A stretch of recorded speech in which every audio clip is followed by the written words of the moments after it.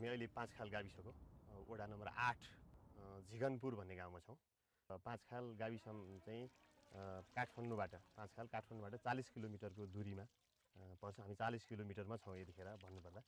म बसेको यहाँ 27 वर्ष भयो र यो 27 वर्षको अवधिमा यतिको सुखा त्यो रोपेको अनुसारले यति भएर त्यो 3 पल्ट बाँध्ने टाइममा पनि तर अहिले त्यो तलब पनि झरिरहेको छैन हेर्नुहोस्। त्यो गोलमेराको त्यो फलाइ छैन, त्यो उचाइ छैन हेर्नुहोस्। अब यति उचाइ हुने ठाउँमा अनि यति छ हेर्नुहोस्। कुनै व्यक्तिले अब बारी बेचेर तिरिरहेका छन्, ठेक तिरिरहेका छन्।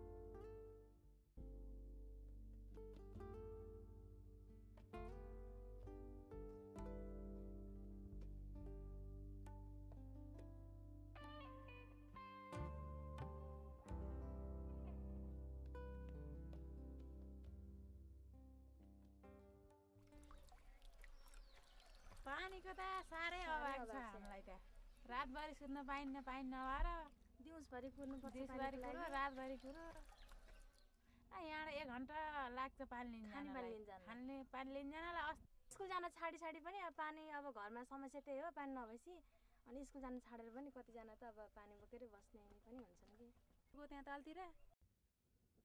अहिले चाहिँ हामी यो पहिला त खोला हो यो, तर अहिले हामीलाई देख्दा यो सडक छ। यो खोलो केही वर्षदेखि सडक भएको छ। जब यो खोला बग्थ्यो यहाँ धेरैवटा कुलाहरू थिए।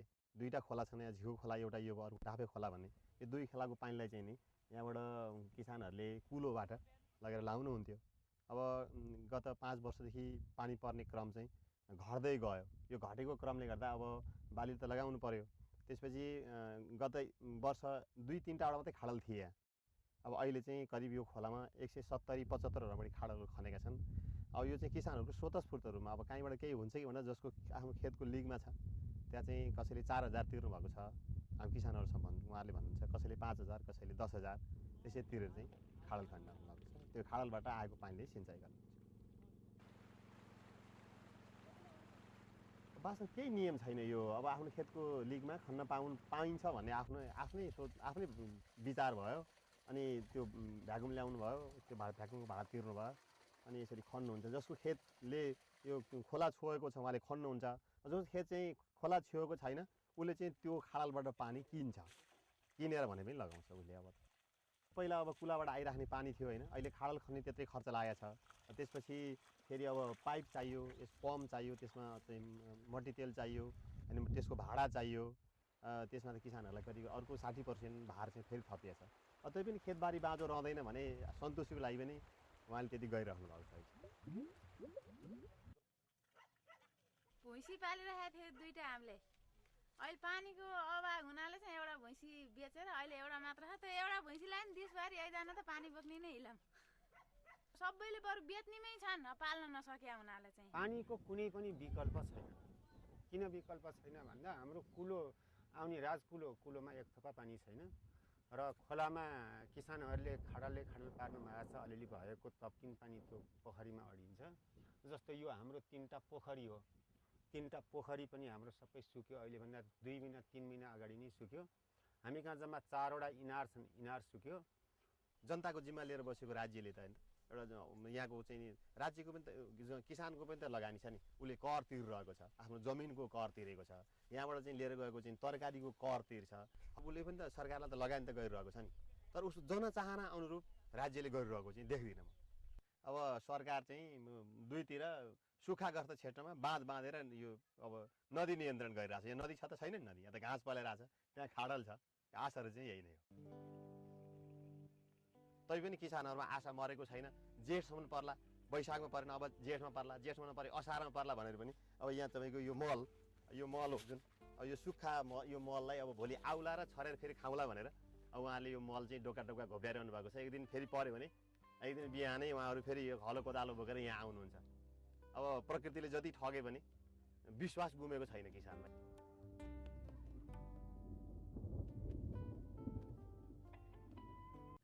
Hello everyone, this is Xinshi. Today I want to talk about how climate change will affect Nepal. When the climate change comes, there will be many things that can happen. A few of them might be good, but unfortunately many of them are not so good. There are many vulnerabilities like drought, forest fire, flood, avalanche, health issues, biodiversity, and tourism. The first problem is drought.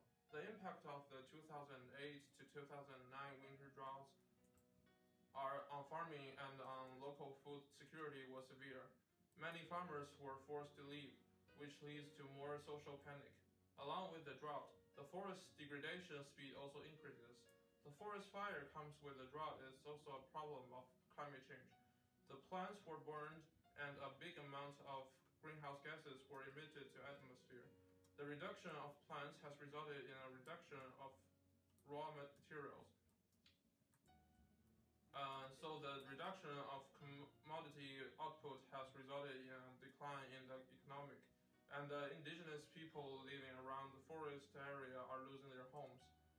Furthermore, since Nepal has relative wide land, that some area is close to Himalaya, those areas may experience floods from severe glacier melting.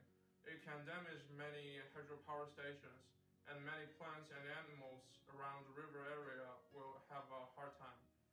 Also, many residents in those areas will be forced to move to other places. Since that some area of Nepal is close to Himalaya, the avalanche is also a severe hazard. Avalanche will cause a lot of damage to the housing and water conserving facilities in Nepal. The Nepalese government will need more money to rebuild these facilities. The climate change will cause some disease directly onto humans, like Japanese encephalitis. The increased rate of disease will cause more medical spending for the government and individuals. The social panic also comes along with it. The biodiversity will also be hurt severely by the previous hazards. The rainforest will disappear, and many plants and animals go away with it. For the human being, the problem eventually comes down to the production relies on forest. The food, firewood, and many more resources that are available in forest now get harder to be accessed. Some areas of Nepal really rely their economy on tourism. According to recent research, one of the tourist attraction points, Aurora Lake, water has dipped by 1.5 meter. Tourists in Nepal mostly come to trekking in mountain areas. Due to the less tourists, many other people in the area who run restaurants, lodges, souvenir shops will lose their customers and finally lose their jobs. On the other hand, there are still some opportunities left for Nepal. Since the glaciers are melting faster, they have more water in rivers. If they build more hydropower stations, they can burn less fossil fuel for electricity. They will benefit from that to get more clean and sustainable energy resource. Since Nepal's economy mainly relies on agriculture for many years, and they always had relatively worse conditions than other countries, they have the technology to grow crops under the bad conditions.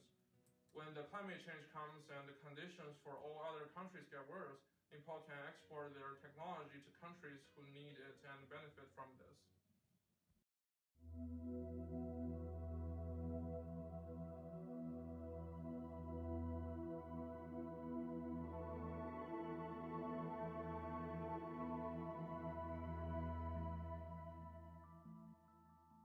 More than 17% of the world's greenhouse gases are caused by deforestation.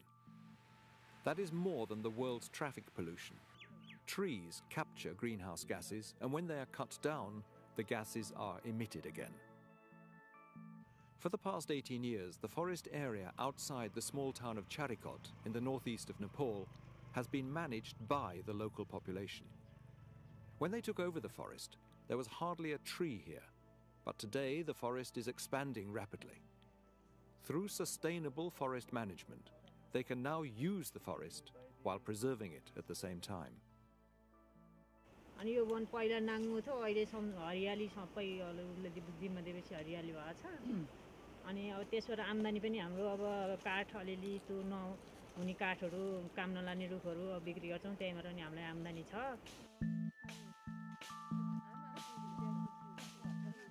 Since 2009, the local population has participated in a pilot project that is supported by Norwegian Development Aid.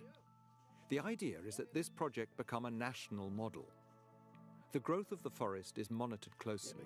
New trees are counted, older trees are marked and measured, and the carbon stock of the forest is measured once a year. Therefore, in some selected areas, they collect leaves on the ground, measure new vegetation, and take samples of the soil.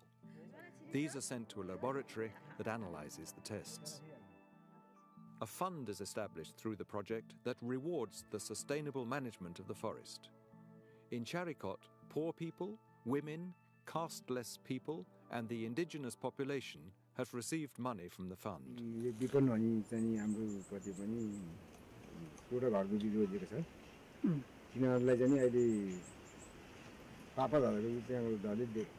Nara Maya Maga bought pigs with her money. The money is intended to motivate the local population to operate sustainably and to compensate for loss of other income. With forest growth, plots of land disappear and wild animals come in. According to Maga, some of them help themselves to the crops.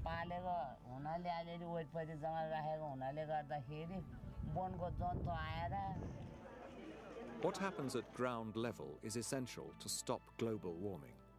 Therefore, Norway provides up to 3 billion Norwegian kroner a year to REDD+, in order to reduce the emissions of greenhouse gases from deforestation in developing countries.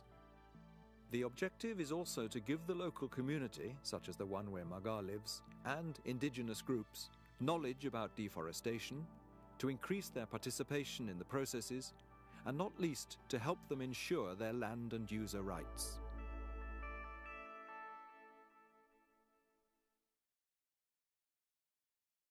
Hello, I'm Yue. Today I want to talk about the carbon footprint analysis and the dominant lifestyles in Nepal. And one major difference of developed countries and developing countries are the amount of carbon emission released by fossil fuel burnings. Here we pick one country from the developed country, Sweden. We made a point plot according to the carbon emissions data collected over years to see the difference of Sweden and Nepal. It's easy to see that the average carbon emission is around 0 to 0.2. However, the average carbon emission of Sweden is almost 7 times of Nepal's. Deforestation is becoming a more and more serious issue in a global perspective. People in countries like Russia and Indonesia are suffering from disasters caused by deforestation. Is Nepal suffering from the same situation? The answer is yes. Actually, deforestation in Nepal has always been a serious issue, which has a severe effect on the lives of poor people in the past. Nepal is a widely forest country. However, now less than 30% of the nation's forest cover remains. Due to the continuous deforestation in Nepal, the ecosystem in Nepal is impaired. Million species lost their habitats, more and more plants and animals are dying. Right now in Manang, which is in the central of Nepal, scientists are studying distribution and community structure of tree-line birch of forest in a trans-Himalaya dry valley, with major focus on forest regeneration. The Nepalese government is working on it. Government is developing machines and equipment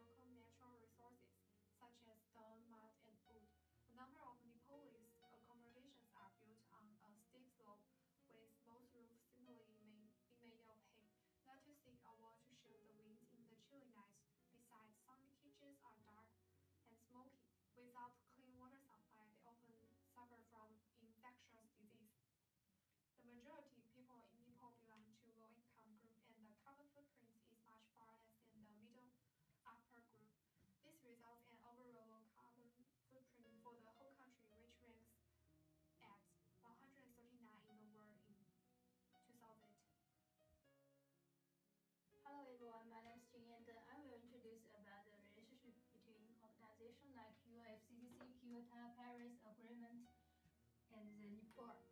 Firstly, I will give some information about the UFCCC. UFCCC is the United Nations Framework Conventions on Climate Change.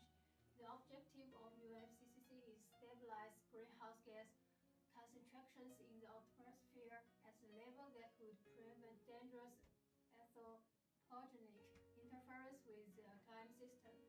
And the Kyoto is a part of the UFCCC, and the aim at fighting global warming. The Paris Agreement is an agreement with the framework of the UFCCC governing carbon dioxide reduction measures from 2020. Well, in my opinion, I think Nepal as an underdevelopment country, the climate change always let the country meet flood and earthquake, which will affect the biosystem and the agriculture in Nepal. So the farmers and the local people will lose their houses and their income. For the indigenous people, they will lose their local home. So the migration rate will be increased in Nepal. Also, the organization like UFCCC, Kyoto, and the Paris Agreement always give a lot of benefit for Nepal. For example, the Nepal focus on building vulnerable communities. The UFCCC will give Nepal some funds, such as the Adoption Fund or the Least Developed Country Fund. This fund can help Nepal build the team like National Climate Change Country Team, which helps Nepal build the vulnerable groups. Also, Nepal's participation in the Paris Agreement. The agreement targets for curbing climate change are non-binding on signatory governments. Nepal's participation in the agreement may serve as a vehicle to encourage better governance. In conclusion, joining UFCCC Kyoto Paris Agreement is a good way to Nepal. Hi everyone, my name is Lin Jie. Today I want to talk about some recommendations for Nepal. We recommend Nepal to establish two agencies. The first agency is responsible for monitoring the emissions and other climate change every year, so people can prevent some hazards and mitigate the threats. The second agency wants to deal with the financial issue associated with fighting climate change. The monetary agency will keep track and report the greenhouse gas emissions, temperature change, and other climate change issues.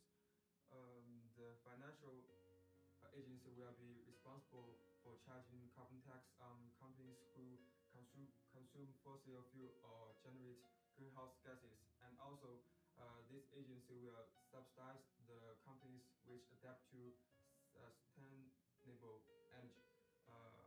The financial cost for future generations associated with my recommendations is that Nepal government will invest 5% of the gross national income to build the two agencies.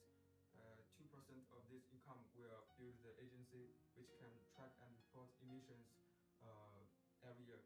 3% of this income will build the agency which invest the renewable energy or impose carbon taxes. The politics about the renewable energy is that the factories using renewable energy instead of fossil fuels and coals will be rewarded by up to 5% of the factory's total disbursement of manufacturing process. The reward percentage goes down once the carbon emission of the factory goes up. For the benefit of this policy is that this plan will motivate the country's development based on a relatively environmental friendly way. For the vulnerable group in Nepal is that women, indigenous people, and poor people. For the women, the renewable energy can attract more people to work, and it can reduce the women's working pressure. For the indigenous people, they can prepare to do well in advance of protection from monetary agency. For poor people, due to the majority farmers are poor in Nepal, so the monetary monitoring agency can provide them a lot of accurate climate information and reduce their losses.